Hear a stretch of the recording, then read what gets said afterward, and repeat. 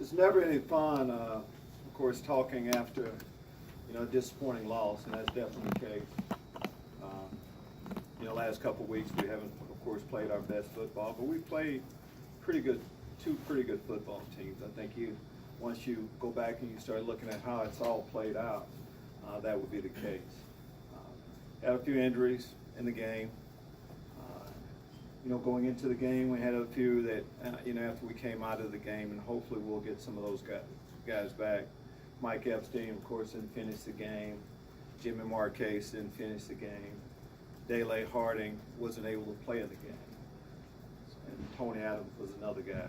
So we'll kind of see how the work week goes a little bit as we get ready for Maryland. We talked briefly with our football team this morning about the last game, and what I want our entire group to do is move on as soon as possible. It's not a whole lot more we can tell you. We had opportunities. We didn't take advantage of them. Whenever you turn the ball over 5 times and you don't take the ball away as many times, it's going to be tough duty, especially playing against a good football team. So we didn't play well in all 3 phases, but you have to move on.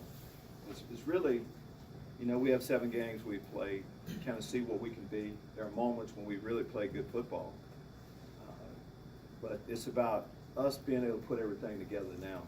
This next game is about as important of a game as we've had, and if we can correct some of those things and play the way we're capable of playing, which I think we can do, we'll have some positive results. From the game also, we made a couple of changes, and whenever you get in a game, you do what you need to do, that you feel like you need to do to win that game. And some things you make, changes you might make during the game can carry on, and sometimes that's not the case. I know most of you want to know about our quarterback position. We made a change during the course of the game. We felt like that's what we needed to do then.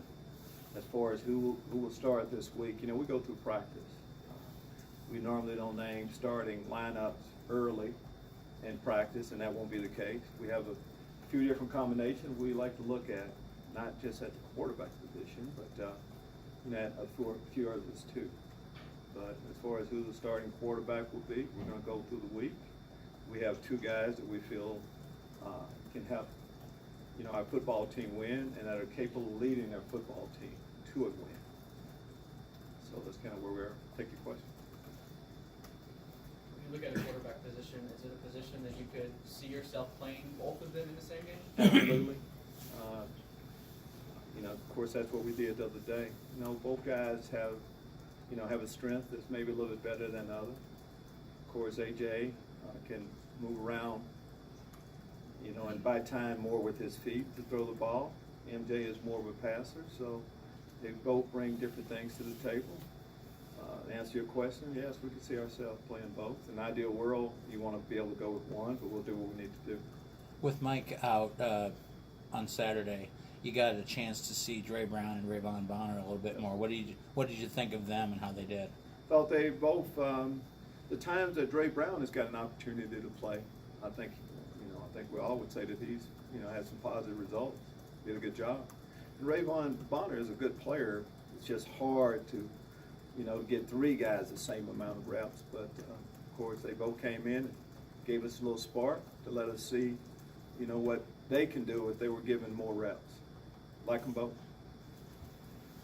Well, would it be wrong to assume you know who the starter is, but don't want to give anything to the team? No, full disclosure, Jeremy, I wouldn't tell you either way. Right. But that's not the case. I mean, we're gonna go through the practice week to see. We just started the game plan for them and see how it goes. At the end of the week, you kind of normally know. And I'm going to say just not that position. I mean, that's kind of the approach we take each week. What this week would put MJ over AJ or AJ over him? I'm going to tell you that right now.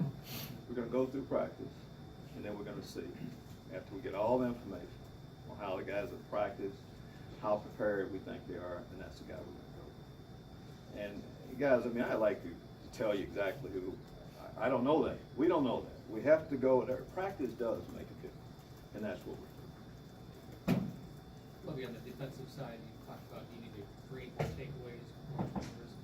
What do you need to see from your guys? What do they need to do in order to get one of those? Are there plays you're seeing left out there? Well, I think, first off, I mean, they are trying to take the ball away. We are. And I think that's one thing that we've done about as well as anybody around that, especially intercepting the ball. We would like to cause more fumbles, take the ball away more. That way is what I'm talking about. We practice it, so the emphasis on it. You know, sometimes you go through spells where it just doesn't happen for whatever reason. And, but in others, it does. When they start coming, they come in bunches. We hope that'll be the case. This is a team that loves to run, get into a lot of different ways to run the football, and we're going to have opportunities. That's the case each week. Hopefully that'll happen this week. Coach, you expect Mike Epstein to be back in playing this year's? Oh, we hope so. I mean, he has an injury that kept him out of the rest of the game. There's no more that we don't have any other information right now, but yes, we're hopeful that's the case. How much of a factor does the upcoming game against Maryland and the defensive team will be pretty much a play factor and we will start a quarterback in no time? No, that doesn't affect us at all. It's what we want to do offensively. And what gives us the best chance to do that on you know, you're looking at us on what area we would like to lean on more. What happens over there doesn't affect that. What did you think of, obviously Wisconsin's offensive line was great. Yes. What did you think of some of the changes in the results you got? Well, you know, when you lose a game, it's hard, and they scored that many points. And you know, the second half they were really able to run the football, and we couldn't really stop them. So that's disappointing. But you know, Larry Oladipo hasn't played a lot. Came back first time. He hasn't played a lot this year. Still working himself back into shape on what we would like for him to do. So did some good things with that. There were moments when we went about a 4-series sequence where pretty, you know, decent football. In order for that to happen, you have to be pretty good up front. But as you mentioned, Wisconsin has an excellent offensive line, and they run the ball on most people. We're not the first one they've run the football on. We'll keep plugging away with it. Where do you think you're developing, how long is that process of developing physicality to that level on the defensive line? You know, hopefully sooner than later. So imagine stick a little bit. You know, we know that that's the elite team as far as running the football in our conference. So we have to keep catching them. You know, again, there were moments when we played pretty good ball, but at the end they wore us down. Coach, Maryland, another team who likes to run the ball and did differently than Wisconsin. Were there things that did last week in terms of preparation that can carry over? Absolutely. I mean, I think preparation that can carry over each week. It's not like you get to a new opponent and you start changing up everything that you believe in.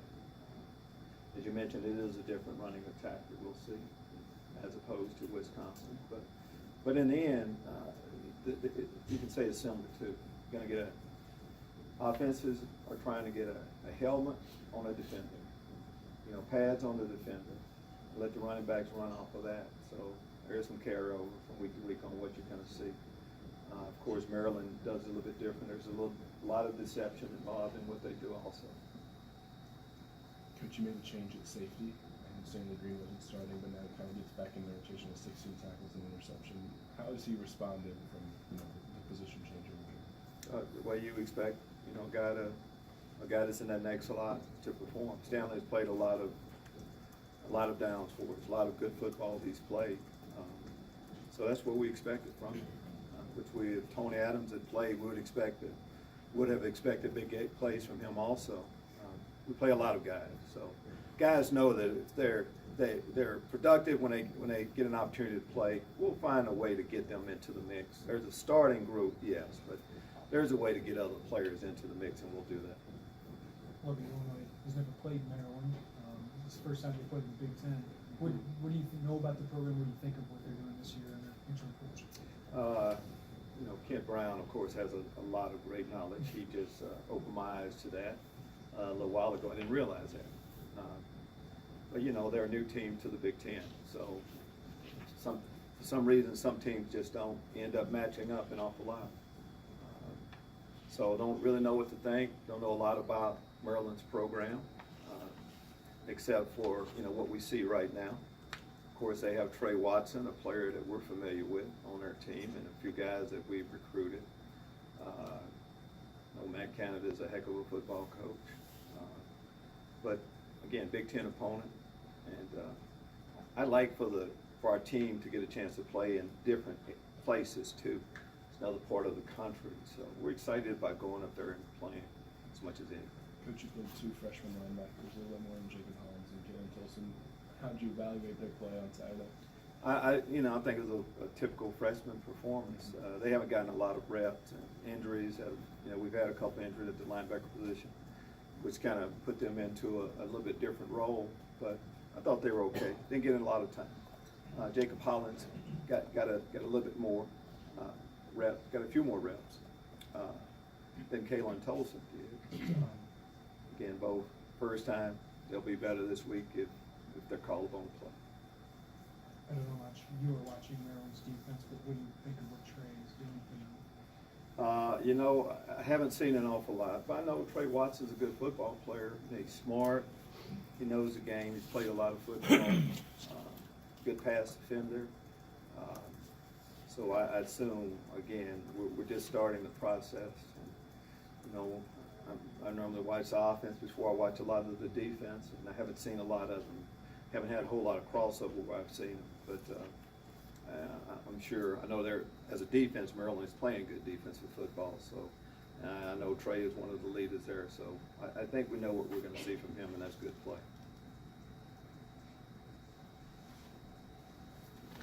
Thank you.